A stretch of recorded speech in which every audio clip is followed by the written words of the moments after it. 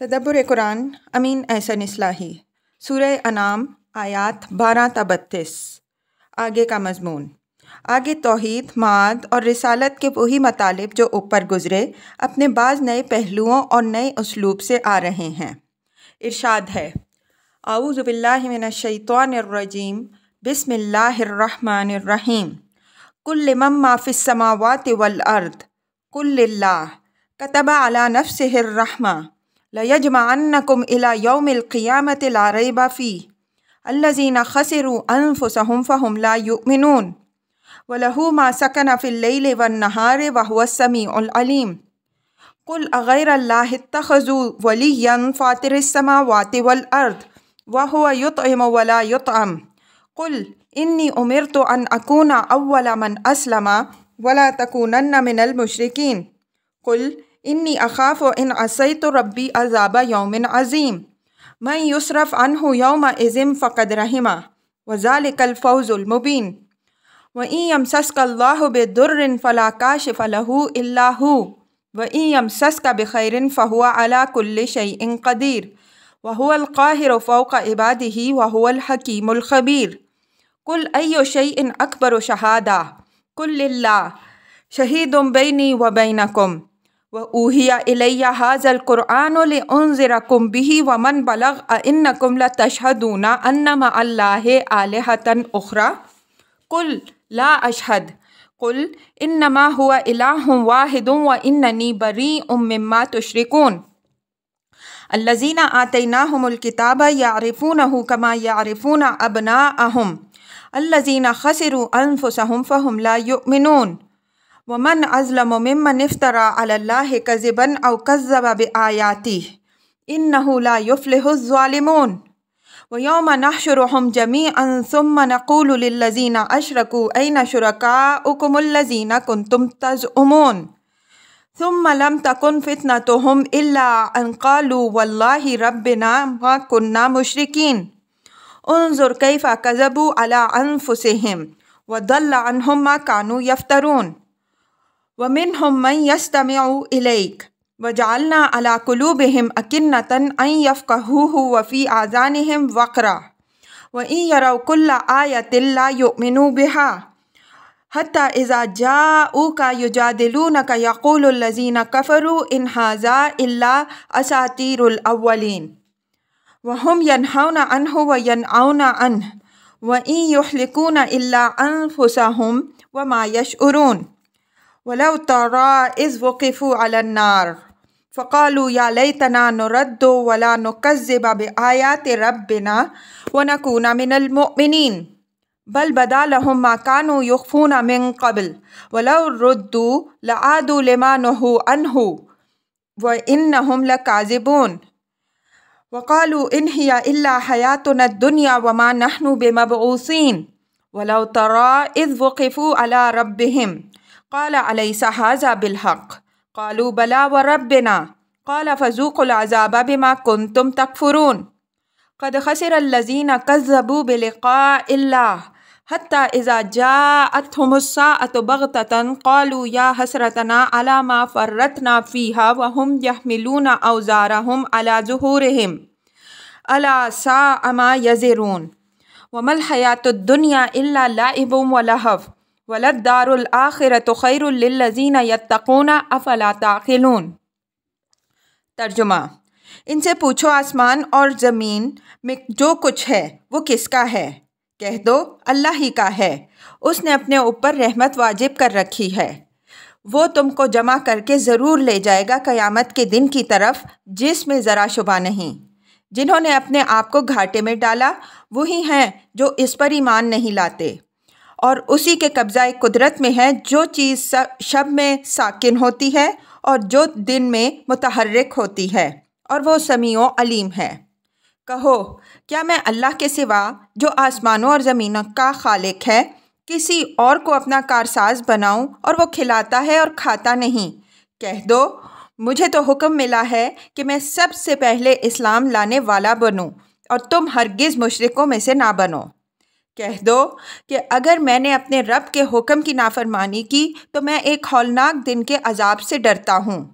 جو شخص اس دن اس سے دور رکھا گیا در حقیقت وہی ہے جس پر خدا نے رحم فرمایا، اور یہی کھلی کامیابی ہے۔ اور اگر اللہ تجھ کو کسی دکھ میں مبتلا کرے تو اس کے سوا کوئی نہیں ہے جو اس کا دور کرنے والا بن سکے، اور اگر کسی خیر سے بہرہ مند کرے تو وہ ہر چیز پر قادر ہے، اور وہ اپنے بندوں پر پوری طرح حاوی ہے، اور وہ حکیم و خبیر ہے۔ پوچھو شہادت کے لیے سب سے بڑا کون ہے؟ کہو اللہ، وہ میرے اور تمہارے درمیان گواہ ہے، اور میری طرف یہ قرآن وحی کیا گیا ہے کہ میں بھی اس کے ذریعے سے تم کو ڈراؤں، اور وہ بھی جن کو یہ پہنچے۔ کیا تم اس بات کے گواہ بنتے ہو کہ خدا کے ساتھ کچھ اور معبود بھی ہیں؟ کہہ دو میں اس کی گواہی نہیں دیتا۔ کہہ دو وہ تو بس ایک ہی معبود ہے، اور میں ان سے بری ہوں جن کو تم شریک ٹھہراتے ہو۔ جن کو ہم نے کتاب عطا کی وہ اس کو پہچانتے ہیں جیسا کہ اپنے بیٹوں کو پہچانتے ہیں۔ جنہوں نے اپنے آپ کو گھاٹے میں ڈالا وہی ہیں جو اس پر ایمان نہیں لاتے، اور اس سے بڑھ کر ظالم کون ہو سکتا ہے جس نے اللہ پر جھوٹ باندھا یا اس کی آیات کی تکذیب کی۔ بے شک یہ ظالم فلاح پانے والے نہیں ہیں۔ یاد کرو اس دن کو جس دن ہم ان سب کو اکٹھا کریں گے، پھر پوچھیں گے ان شریک ٹھہرانے والوں سے کہ تمہارے وہ شریک کہاں ہیں جن کو تم ہمارا شریک گمان کرتے تھے۔ پھر ان کے فریب کا پردہ چاک ہو جائے گا، مگر یہ کہ وہ کہیں گے کہ اللہ اپنے رب کی قسم ہم مشرک نہیں۔ دیکھو یہ کس طرح اپنے آپ پر جھوٹ بولے، اور ان کا سارا افطرا ہوا ہو گیا۔ اور ان میں سے ایسے بھی ہیں جو تمہاری بات کان لگا کر سنتے ہیں، لیکن ہم نے ان کے دلوں پر پردے ڈال دیے ہیں کہ وہ ان کو نہ سمجھیں، اور ان کے کانوں میں بہرا پن پیدا کر دیا ہے کہ اس کو نہ سنیں۔ اور اگر وہ ہر قسم کی نشانیاں دیکھ لیں گے تو بھی تم پر ایمان نہیں لائیں گے، یہاں تک کہ جب یہ تمہارے پاس حجت کرتے آئیں گے تو یہ کافر کہیں گے کہ یہ تو بس اگلوں کا فسانہ ہے، اور یہ اس سے دوسروں کو بھی روکتے ہیں اور خود بھی گریز کرتے ہیں، اور یہ در حقیقت اپنے ہی کو تباہ کر رہے ہیں لیکن احساس نہیں کر رہے۔ اور اگر تم اس وقت کو دیکھ پاتے جب یہ دوزخ کے کنارے پر کھڑے کیے جائیں گے، بس کہیں گے کہ کاش ہم پھر واپس کیے جائیں کہ مانیں اور اپنے رب کی آیات کی تکذیب نہ کریں اور ایمان والوں میں سے بنیں۔ بلکہ یہ تو ان پر وہی حقیقت ظاہر ہوئی ہے جو اس سے پہلے اپنے دل میں چھپاتے تھے، اور اگر یہ لوٹائے جائیں تو وہی کریں گے جس سے روکے گئے۔ یہ بالکل جھوٹے ہیں۔ کہتے ہیں کہ زندگی تو بس یہی دنیا کی زندگی ہے، اور مرنے کے بعد ہم اٹھائے نہیں جائیں گے۔ اور اگر تم دیکھ پاتے اس وقت کو جب یہ اپنے رب کے حضور کھڑے کیے جائیں گے، وہ ان سے پوچھے گا کیا یہ امر واقعہ نہیں ہے؟ وہ جواب دیں گے ہاں ہمارے رب کی قسم یہ امر واقعہ ہے۔ فرمائے گا پس چکھو عذاب اپنے کفر کی پاداش میں۔ گھاٹے میں رہے وہ لوگ جنہوں نے اللہ سے ملاقات کو جھٹلایا، یہاں تک کہ جب وہ گھڑی اچانک آ پہنچے گی تو وہ کہیں گے کہ ہائے افسوس ہماری اس کوتاہی پر جو اس باب میں ہم سے ہوئی، اور وہ اپنے بوجھ اپنی پیٹھوں پر اٹھائے ہوئے ہوں گے۔ جان رکھو نہایت ہی برا ہوگا وہ بوجھ جو یہ اٹھائیں گے، اور یہ دنیا کی زندگی تو بس کھیل تماشا ہے۔ البتہ دار آخرت ان لوگوں کے لیے بہتر ہے جو تقوی رکھتے ہیں۔ تو کیا تم سمجھتے نہیں؟ الفاظ کی تحقیق اور آیات کی وضاحت۔ کل من ما فی السماوات والارض کل اللہ کتب علی نفسہ الرحمہ لیجمعنکم الی یوم القیامۃ لا ریب فیہ الذین خسروا انفسهم فهم لا یؤمنون وَلَهُ مَا سَكَنَ فِي اللَّيْلِ وَالنَّهَارِ وَهُوَ السَّمِيعُ الْعَلِيمُ۔ کل من ما فی السماوات والارض کل اللہ۔ قرآن میں جہاں جہاں سوال کر کے مخاطب کے جواب کا انتظار کیے بغیر خود اس کا جواب دیا ہے، غور کرنے سے معلوم ہوتا ہے کہ ان مواقع میں اصل جواب سے مخاطب کے لیے انکار کی گنجائش نہیں ہے۔ اگر اس کا کوئی عقیدہ یا عمل اس کے خلاف ہے تو وہ خود اس کے اپنے مسلمہ کے خلاف ہے۔ جواب میں سبقت سے اس امر کا بھی اظہار ہو جاتا ہے کہ بہرحال اصل حقیقت کا اظہار کر دیا جائے، قطع نظر اس سے کہ مخاطب اس کے جواب میں کیا ہٹ دھرمی اختیار کرتا ہے۔ یہاں یہ بات ذہن میں رہے کہ اہل عرب مشرک ہونے کے باوجود آسمان و زمین کا خالق و مالک خدا ہی کو مانتے تھے۔ اس کی وضاحت دلائل کے ساتھ ہم دوسرے مقام میں کر چکے ہیں۔ کتب علی نفسہ الرحمہ، یہ اللہ تعالیٰ کے صفت رحمت سے کمال درجہ متصف ہونے کی تعبیر بھی ہے، اور اس امر کا اظہار بھی ہے کہ وہ ہر بات جو اس صفت کا مقتضا ہے اس کا ظہور میں آنا قطعی اور اٹل ہے، کوئی چیز اس کی راہ میں مزاحم نہیں ہو سکے گی۔ لَيَجْمَعَنَّكُمْ إِلَى يَوْمِ الْقِيَامَةِ لَا رَيْبَ فِيهِ میں عربیت کا جو اسلوب ہے، اس پر سورہ نساء آیت 87 کے تحت بحث گزر چکی ہے۔ یہاں جو بات نگاہ میں رکھنے کی ہے وہ یہ ہے کہ قیامت کا آنا خدا کی صفت رحمت کا لازمی تقاضا ہے۔ اگر قیامت نہ آئے تو اس کے یہ معنی ہے کہ اس کائنات کا خالق رحمان و رحیم نہیں ہے۔ اس کے نزدیک نعوذ باللہ عدل و ظلم، نیکی اور بدی، خیر اور شر دونوں یکساں ہیں۔ یہ ایک کھلنڈرے کا کھیل اور ایک اندھیر نگری ہے۔ یہ باتیں چونکہ بالبداہت باطل ہیں، رحمان و رحیم خدا کی شان کے بالکل منافی ہے کہ وہ کوئی بے غایت و بے مقصد کام کرے۔ اس وجہ سے لازمی ہے کہ ایک دن ایسا وہ لائے گا جس میں اس کی رحمت کامل کا ظہور ہوگا۔ اپنے نیک بندوں کو وہ اپنی بے پایاں رحمتوں سے نوازے گا، اور جو بدکار اور نابکار ہیں وہ اپنے کیفر کردار کو پہنچیں۔ اس سے یہ بات آپ سے آپ نکلی کہ قیامت کا اصلی مقصود مجرموں کو سزا دینا نہیں بلکہ نیکوکاروں کو جزا دینا ہے۔ مجرموں کی سزا در حقیقت نیکوکاروں کی جزا کا ایک لازمی نتیجہ ہے۔ آگے آیت 53 کے تحت اس کی مزید وضاحت آئے گی۔ الذین خسروا انفسہم فہم لا یؤمنون کے مضمون کی وضاحت آگے آیت 31 میں فرما دی۔ قد خسر الذین کذبوا بلقاء اللہ حتی اذا جاءتہم الساعۃ بغتۃ قالوا یا حسرتنا علی ما فرطنا فیہا وہم یحملون اوزارہم علی ظہورہم الا ساء ما یزرون۔ گھاٹے میں پڑے وہ لوگ جنہوں نے اللہ کی ملاقات کو جھٹلایا، یہاں تک کہ وہ گھڑی اچانک آ دھمکے گی تو کہیں گے ہائے افسوس ہماری اس کوتاہی پر جو ہم نے اس بارے میں کی، اور وہ اس دن اپنا بوجھ اپنی پیٹھوں پر اٹھائے ہوئے ہوں گے، اور آگاہ نہایت برا بوجھ ہوگا جو وہ اٹھائے ہوئے ہوں گے۔ وَلَهُ مَا سَكَنَ فِي اللَّيْلِ وَالنَّهَارِ، یہاں لیل و نہار دونوں کے ذکر کا تقاضا یہ ہے کہ سکنہ کے بالمقابل کوئی ایسا فعل محذوف مانا جائے جو لفظ نہار کے ساتھ مناسبت رکھنے والا ہو، چنانچہ ہم نے متحرک محذوف مانا ہے اور ترجمہ میں اسے کھول دیا ہے۔ اس اسلوب کی وضاحت دوسرے مقامات میں ہو چکی ہے، اور آگے اسی صورت میں اس کی نہایت عمدہ مثالیں آ رہی ہیں۔ آیات کا مطلب یہ ہوا کہ اگر یہ اپنی موجودہ دنیاوی کامیابیوں کے غرے میں آخرت اور جزا و سزا کو جھٹلا رہے ہیں اور تمہارا اور قرآن کا مذاق اڑا رہے ہیں تو ان سے پوچھو کہ یہ آسمان و زمین کس کے ہیں؟ ظاہر ہے کہ خدا ہی کے ہیں، اور یہ ایک ایسی حقیقت ہے کہ جس سے انہیں بھی مجال انکار نہیں۔ پھر انہیں بتاؤ کہ خدا نے اپنے اوپر رحمت لازم کر لی ہے، جس کا لازمی تقاضا یہ ہے کہ تمہیں پیدا کر کے اور پرورش کے تمام اسباب فراہم کر کے یوں ہی شترے بے مہار بنا کے نہ چھوڑ دیا، بلکہ ضروری ہے کہ وہ تم سب کو کشاں کشاں روز قیامت کی طرف لے جائے جس کے آنے میں کوئی شبہ نہیں ہے۔ تو آج جو لوگ اکڑتے اور اس کا مذاق اڑاتے اور اپنی دنیاوی خود فراموشیوں میں مگن ہیں،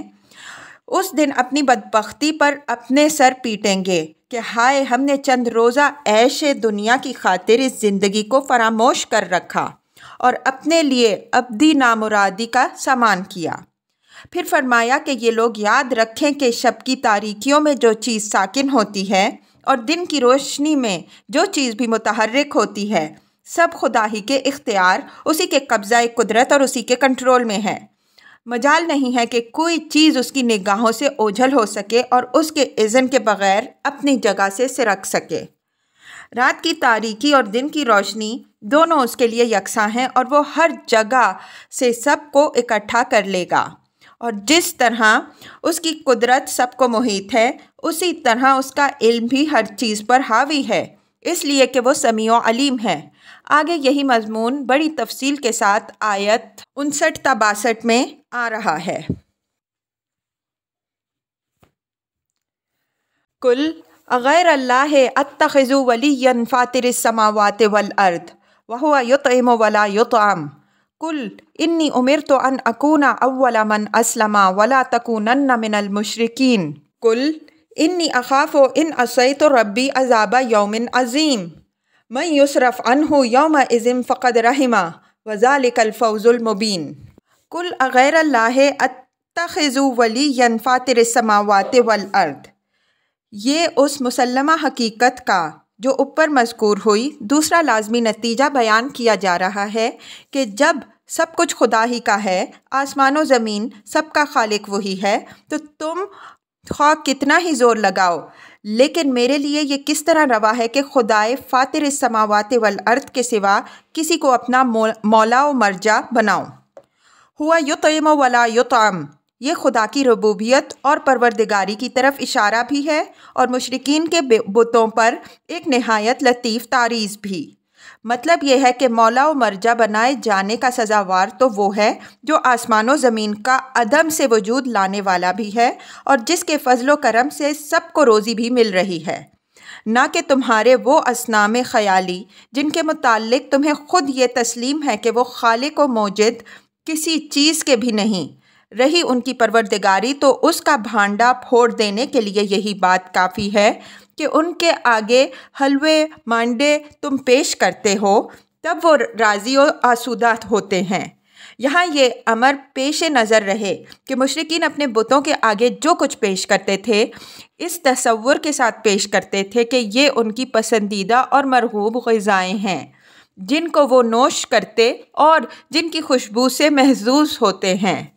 برعکس اس کے ایک خدا پرست خدا کے نام پر جو کچھ پیش کرتا ہے اس کا کوئی حصہ، جیسا کہ قرآن میں تصریح ہے، خدا کو نہیں پہنچتا بلکہ سب کا سب خدا کے حقدار بندوں کو پہنچتا ہے۔ قل انی امرت ان اکون اول من اسلم، یعنی اگر تم مدعی ہو کہ خدا نے تمہارے ان مذمومہ بتوں کو اپنی خدائی میں شریک بنایا ہے اور تمہیں ان کی عبادت کا حکم دیا ہے تو تم جانو مجھے تو جو حکم ملا ہے وہ یہ ہے کہ میں سب سے پہلے اسلام لانے والا اور اپنے آپ کو بالکلیہ اپنے رب کے حوالے کر دینے والا بنوں، سو میں تو اسی حکم کی تعمیل کرنے والا ہوں، تم میں سے جو کوئی میرا ساتھ دے یا نہ دے۔ اس اسلوب بیان سے جیسا کہ ہم دوسری جگہ تصریح کر چکے ہیں، جہاں یہ بات نکلتی ہے کہ نبی جس بات کی تعلیم دنیا کو دیتا ہے اس پر پہلا عمل کرنے والا وہ خود بنتا ہے، وہیں یہ بات بھی نکلتی ہے کہ اس امر سے اس کی اس یکسوئی اور اس کے عزم میں کوئی فرق نہیں پیدا ہوتا کہ جن کو اس نے پکارا ان میں سے کسی نے اس کا ساتھ دیا یا نہ دیا۔ وَلَا تَكُونَنَّ مِنَ الْمُشْرِكِينَ کا عطف ان اکون اول من اسلم پر نہیں ہے بلکہ یہ مستقل بات ہے، یعنی تم ان کو بتا دو کہ مجھے یہ حکم ملا ہے اور تم مشرکین میں سے نہ بنو۔ اس طرح کی نہیں اگرچہ ظاہر خطاب حضرت صلی اللہ علیہ وسلم سے ہوتا ہے لیکن اس میں زجر کا جو پہلو نکلتا ہے اس کا رخ ان لوگوں کی طرف ہوتا ہے جن کا رویہ زیر بحث ہوتا ہے۔ قل انی اخاف ان عصیت ربی الی الآیہ، یعنی جب مجھے یہ حکم ملا ہے کہ میں سب سے پہلے اسلام لانے والا بنوں تو میرے لیے یہ کس طرح ممکن ہے کہ میں اپنے رب کے اس حکم کی نافرمانی کروں؟ اگر میں نافرمانی کروں تو میں اس ہولناک دن کے عذاب سے ڈرتا ہوں جس سے ہر نافرمانی کرنے والے کو سابقہ پیش آنا ہے۔ من یصرف عنہ یومئذ فقد رحمہ، یعنی ڈرنے کی اصل چیز یہ خوفناک دن اور اس کا عذاب ہی ہے، جو اس سے محفوظ رہا در حقیقت وہی ہے جس پر خدا کا رحم ہوا، اور چاہے کہ اصل چیز اس دن کی رحمت ہی ہے، اس لیے کہ جو اس رحمت کا سزاوار قرار پایا در حقیقت وہی ہے جس نے اصل کامیابی حاصل کی۔ اس میں اس بات کی طرف لطیف اشارہ بھی ہے کہ جو لوگ اس دنیا میں کامیابیوں ہی کو بڑی چیز سمجھتے ہیں اور ان کے پیچھے آخرت کے فوز مبین کو بھول بیٹھتے ہیں، انہیں اپنی بدبختی اور محرومی کا اندازہ کل ہوگا۔ وَإِن يَمْسَسْكَ اللَّهُ بِضُرٍّ فَلَا كَاشِفَ لَهُ إِلَّا هُوَ وَإِن يَمْسَسْكَ بِخَيْرٍ فَهُوَ عَلَى كُلِّ شَيْءٍ قَدِيرٌ وَهُوَ الْقَاهِرُ فَوْقَ عِبَادِهِ وَهُوَ الْحَكِيمُ الْخَبِيرُ۔ وَإِن يَمْسَسْكَ اللَّهُ بِضُرٍّ میں خطاب اگرچہ لفظاً بصیغہ واحد ہے لیکن مراد عام ہے، اور یہ بات اوپر والی بات ہی کی توضیح مزید کی حیثیت رکھتی ہے۔ مطلب یہ ہے کہ نفع و ضرر دونوں خدا ہی کے اختیار میں ہیں۔ اگر وہ کسی کو کسی دکھ میں مبتلا کرے تو کوئی نہیں ہے جو اس کو دور کر سکے۔ اسی طرح اگر وہ کسی کو کسی خیر سے بہرہ مند کرے تو جس خیر سے چاہے بہرہ مند کر دے، کسی کی طاقت نہیں ہے کہ اس کے ارادے میں مزاحم ہو۔ پھر کسی اور کو مولا و مرجع بنانے اور کسی اور سے دعا و استرحام کی ضرورت کیا باقی رہی۔ وَهُوَ الْقَاهِرُ فَوْقَ عِبَادِهِ قہر کا لفظ عربی میں اس معنی میں بالکل نہیں آتا جس معنی میں اردو میں آتا ہے، بلکہ اس کے معنی اختیار اور قابو، حکومت اور تسلط میں رکھنے کے آتے ہیں۔ انگریزی میں لفظ کنٹرول کا جو مفہوم ہے وہی مفہوم عربی میں اس لفظ کا ہے۔ اسی سے لفظ قہار مبالغہ کا صیغہ ہے جو اسماء حسنیٰ میں سے ہے، جس کے معنی کنٹرولر کے ہیں، یعنی تمام جہان اور اس کے تمام بندے ہر آن اس کی مٹھی اور اس کے قابو میں ہیں۔ وہ ان کو قابو میں رکھنے کے لیے نہ کسی مددگار کا محتاج ہے اور نہ اس امر کا اندیشہ ہے کہ جب وہ ان کو پکڑنا چاہے یا اکٹھا کرنا چاہے تو کوئی اس کی گرفت سے باہر نکل سکے۔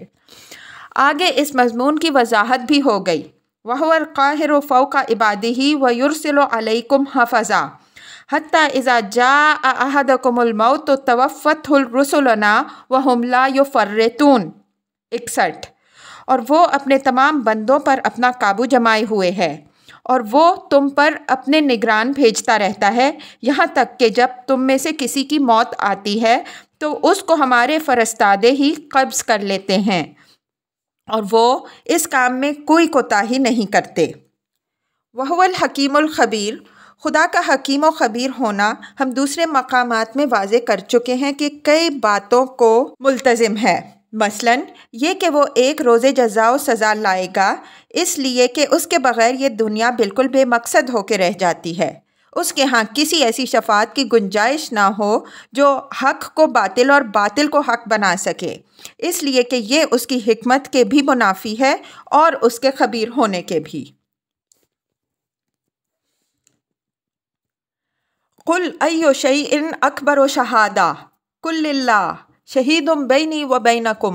وَأُوحِيَ إِلَيَّ هَٰذَا الْقُرْآنُ لِأُنذِرَكُم بِهِ وَمَن بَلَغَ أَئِنَّكُمْ لَتَشْهَدُونَ أَنَّ مَعَ اللَّهِ آلِهَةً أُخْرَىٰ قُلْ لَا أَشْهَدُ قُلْ إِنَّمَا هُوَ إِلَٰهٌ وَاحِدٌ وَإِنَّنِي بَرِيءٌ مِّمَّا تُشْرِكُونَ۔